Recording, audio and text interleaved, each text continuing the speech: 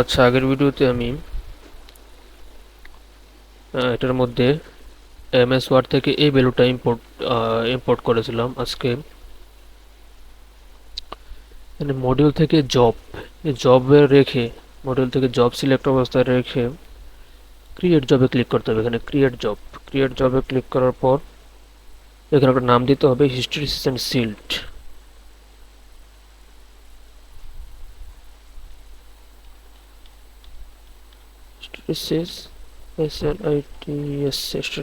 স্লিটস দেন কন্টিনিউ দেওয়ার পর এখন হচ্ছে প্যারালিয়াইজেশন। এখান থেকে ইউজ মাল্টিপল প্রসেস এখানে আমি একটু বাড়ায় দিলাম।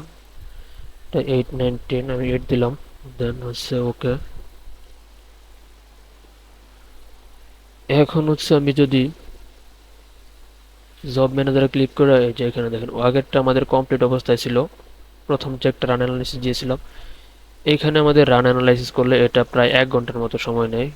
ভালো পিসি না হলে আরো বেশি সময় নিতে পারে, আমার 45 মিনিটের মতো লাগবে। আমি সাবমিট করে দিব।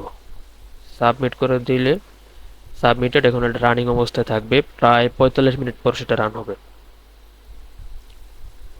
After running I will show you the next procedure.